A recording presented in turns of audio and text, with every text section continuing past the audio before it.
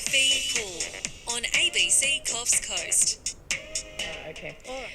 Let's talk about this ecotourism plan you're calling on the Nationals to develop. Can you tell us a bit about this? You'd like to see them put forward an ecotourism plan. Absolutely. Look, this is the Coffs Coast has one of the best environments in the region or in the state for developing our local economy. Only yesterday I was swimming, in the ocean, and then in the afternoon I went mountain biking. And I think that's the potential that the Coffs Coast offers visitors. Last year in particular, our visitor economy was nearly 3 million people just from domestic visitors alone. And 60% of the people that visited the Coffs area actually stayed at least one night. So, you're looking at under 2 million people, just under 2 million people who would visit our area and stay the night. So there's a lot of money involved in having people visit the Coffs Coast. But unfortunately, there have just been continuous roadblocks for developing a strong ecotourism plan. So, for example, when I've spoken to the Coffs Coast Mountain Bike Alliance, what they've said is they've approached the Forestry Corporation on up to 8 times to access what they call an occupational permit, and what that offers is tenure. It's secure tenure for the mountain biking community to establish trails, to erect signage, to create further infrastructure that they know that will be there for the long term. And that just really helps to build the tourism base in the area.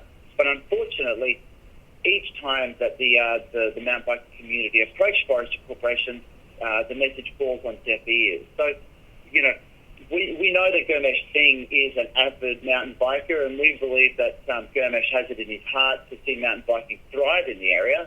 And we believe, we would like to see Gurmesh become a champion for ecotourism.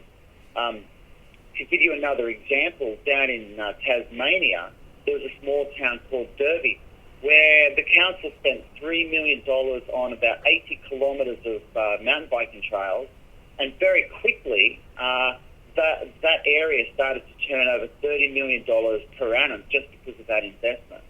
So actually, you don't even need to look much further than what's happened with all the bike riders in Dungog, just near Newcastle.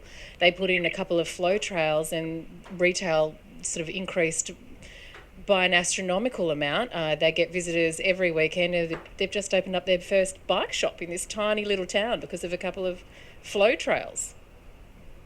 So when I look at the employment stats, it is important. Agriculture, forestry, and fisheries are very important in our area. But according to the data last year, they only represent about 1,500 people.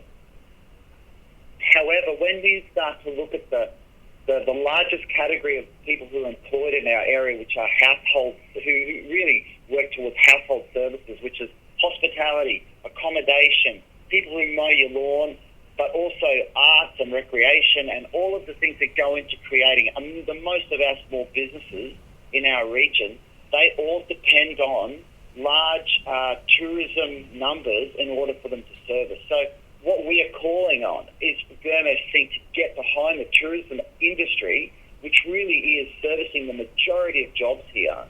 If we've got an unemployment rate at 11.3 currently, and expect it to potentially deepen as the fallout from the coronavirus continues, we need to see our political leaders get behind really positive industries that are doing the best thing they can. And so we believe that Gurmesh should be looking to ride on the back of the koala.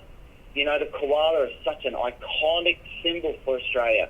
And people would love to come here and see koalas, and if possible, particularly in the wild. So, Yeah, we'll put it to him. Just finally, Jonathan Castle from the Coffs Harbour Greens joins us this morning. Jonathan, yesterday we heard that the Deputy Premier, John Barilaro, he was telling a Sydney radio station he wants coronavirus restrictions completely lifted in regional New South Wales. Here he is on 2GB. Regional rural New South Wales have had no cases. These areas actually have had no cases ever in the pandemic, let alone that in the second wave, there's only a couple of hotspots, and the new definition around a hotspot must be implemented. If we do that, there is no reason to close the borders, and I'd even argue from a New South Wales perspective, it's time for us to start lifting restrictions at another level in the region. It's different to Sydney. I think we cannot keep holding the regions back. Do you agree with that? Oh, well, look, I think he makes some valid points there, but at the end of the day, this needs to come back down to, professional health advice. And while it's great that John's waving the flag for regional New South Wales, it really needs to be sensible. It needs to make sure that we are going to have a successful path out of the coronavirus. So, look, all for stopping the regulations if necessary, but that I believe needs to be first and foremost given by the health authorities themselves. We'll leave it there. Jonathan Castle, thanks so much for joining us. Thanks, V. 0467 922 684. Two questions here, I guess. Would you like to see an eco-tourism plan developed for our region? And number two, what about those restrictions? Do you think they should be lifted for regional New South Wales? Let us know this morning. As we head towards the news, here's Margot Price with Letting Me Down.